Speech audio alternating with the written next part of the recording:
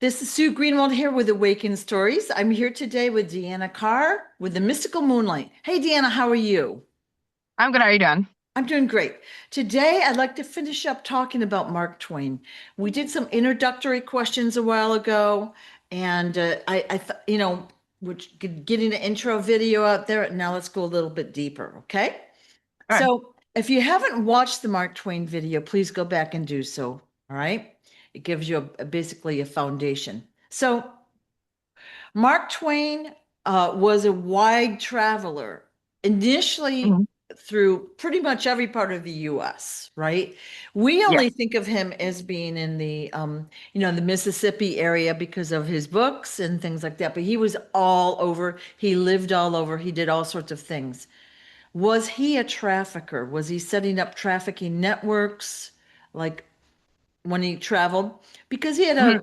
he had a positive reputation, right? Yeah, he had a positive reputation, and not that many people were looking at what people were doing in that time frame. So if he was traveling a lot, he was going to different locations.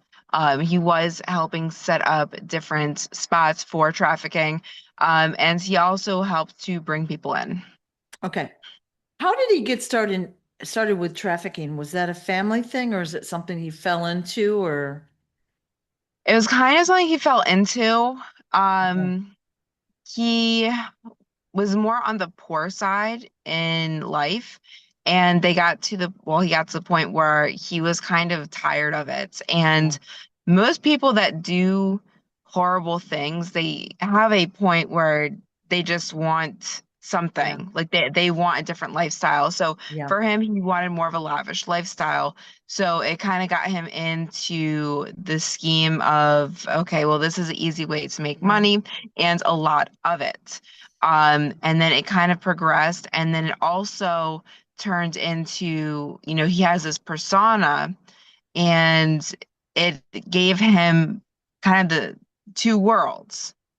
He was making a lot from the backside, and he was also making a lot and getting a good reputation, so nobody would ever consider him doing what he was doing. So he actually enjoyed that because nobody was going to look at him for that sense. He had such a good reputation. His books were amazing for people, and it just is a legacy that kept building up. Right. It reminds me a lot of Einstein, right? He had this really positive reputation as being like this smart guy, this great scientist, great, philanthropist or whatever. But he was really traveling around on other people's dimes, basically, and Yeah. setting up trafficking and spy networks. So that's why I thought, well, Mark Twain was probably doing the same thing. Yep. Yeah, okay. So when he also did go over across, to Europe and other places where he stayed for a while. Did he also set up networks over there? Yeah. I mean, this is the trafficking is not just here in America. Right. There are some countries where it is less. Um, there are a few countries where it's like very unknown for trafficking. Hmm. But America is one of the biggest spaces, and then Europe is the next. Right. Okay. Now I was looking up something after we had talked before, and it said that he had made a lot of money with his books, but lost it all. And I was smelling to myself because he was he wrote and he also did speaking engagements, but um you had kind of said that he basically robbed and murdered to get other people's money. Is Yeah. Did he make anything from his books back then? No. Okay. So it was No, all through the money, yeah, the money that he got was because of this scheme. So he did rob people, and that was to get by. Like I said, he had to start somewhere. Then it turns into yeah. he started making money from the bad side. But you can't really describe where you get all this money from, Hmm. right? Hmm. So he's saying he got it from the books, Of right? course. Right. And then he got robbed. That's why he lost the money. He got himself in trouble and Oh, they took everything from him. So he did actually lose money at that point. But he also was using that as a way to get people to send him money because everybody thought of him as this great writer, and they wanted to start giving him money for it. Right. So he got robbed. Who robbed him? Was it someone he knew? Yeah. Ooh. So usually when you usually when you talk about robbers, there's at least going to be two people because somebody is going to need help. Like you need a lookout point at some point in time. So this person actually did end up robbing him because he knew how much he had, he knew where he hid it, and it was kind of easy. What's he going to do? Like you can't tell people where you actually got the money from. Right. So yeah, he did get robbed for that. Okay. How did Mark Twain first become famous? Was it through a book, an article, or did that come afterwards? Like, how did he get his break, if you will? The break was when he started really working with the bad guys. They started pushing the name out. Okay. Okay. Because before it was, I mean, he had stuff written, but until he became heavy in the dark side, he was still unknown. Okay. So that just shows you how they can create a persona and the Hmm. general public believes it and they're tricked, right? Yeah. Unfortunately. Most people we look up to, celebrities, politics, whoever you look up to, Yeah, just yeah, yeah. say that. They Yeah. probably have some dark past. Even as a child, somebody you looked up to has a dark past. And I know that's going to break some people's hearts, but that's reality. You do not become famous, you do not become a celebrity, and you do not become world renowned for no reason. Right. And think of it back then too. They didn't have like the internet and cell phones like we do. News traveled very, very slowly.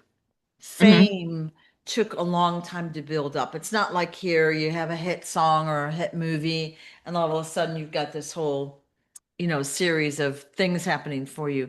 It took a Yeah. long time. All Mhm. right. All right. So here's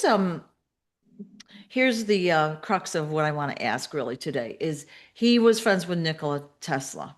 All right. Now, when Mhm. I did this minor research, it said Mark Twain had invented three minor inventions. Okay. Is that true? No. No? No.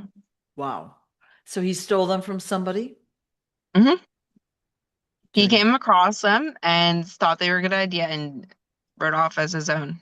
Horrible. Okay. Was Mark Twain a time traveler? No. Okay. The reason I'm asking is he was friends with Tesla. We know Hmm. was, kind of developing time travel. And Mark Twain wrote a book called The Connecticut Yankee in King Arthur's Court, which I really liked that book I read it when I was a teenager, loved it. So I thought it was so unique, but I wondered, well, that's based on a true story. Okay. Was Mark Twain into the occult? Yes. Okay. So satanic rituals and things like that? Okay. We've already talked about he did murders. We already know he's a pedophile. Hmm. He's not a good guy. Is everyone getting the point there? Okay. All right. Last question that I can think of is Calaveras County, California. He supposedly wrote a book called The Celebrated Jumping Frog of Calaveras County. And it reminded me of something John Jr. had told me. And it feels like that's a dark place to be, Calaveras County. Yes. So even way back when, there was darkness there, a lot of it. Hmm. Okay. California, in this space, you can find remnants of very dark energy, Yeah. and it's not just one location. Hmm. There are a lot of locations throughout it that have really dark, seeping energy. Um, and it radiates and it takes over. Right. Okay. When I saw that was his first, like his claim to fame. It reminded me of something John Hmm. Jr. had told me, and I'm like, and I know that there's been a couple other things I've seen that was, congruent with that. And I'm like, I wonder if there's darkness there. A lot of it. Oh yeah, definitely, yeah. Coincidence. Okay. Anything else along the lines of Mark Twain that I haven't asked? Like we've got the picture. Bad guy had a beautiful sterling silver reputation, right? But Mhm. didn't get any of his fame or his money from his own work, right? It was all from Yeah. nefarious things. Anything else we should know? Um, I mean, I think you got the picture of he's not really a good guy. Yeah. Um, we put these people on pedestals. Yeah. And like I said before, like even people we look up to today, these celebrities, we put them on pedestals. We think so highly of them. If you think so highly of somebody that you don't know, look into it. Yeah. Use your intuition because Yeah.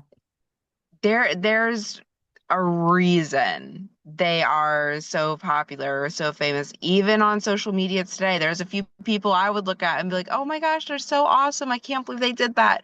And then I was like, "Oh shoot." Well, you see these And then you famous realize it. you see these famous people now, they've opened this charity or they've spent all this money, Hmm. they donated to this, and I'm like, did they really now? What's the motive? Like, first of all, did they really get the money? The people that are supposed to receive Yeah, it, do they actually get it? And then what is the real motive behind it, right? yeah, Yeah. And I'm suspicious of everything. I just actually thought about one more quick question. He had a yeah. family, and I think, if I'm not mistaken, one of his daughters died. And he was, of course, quite saddened by that. Is that the story? Was it just a death, or was it a sacrifice of some sort? It was a sacrifice. She was given. And he was aware of that. Yes. Okay. It came to me. So, all right. Mhm. Thank you for everything, Deanna. I really appreciate your time. And Of course. if the viewers have more questions, I will ask them and then we'll bundle them into another Q&A. But I feel like that's a pretty good view of who he really was. Yeah. So All yeah, right. if you have more questions or things that we didn't answer, just put them in the comments below. Yep. Thank you so much. Of course. All right. Bye-bye. Bye.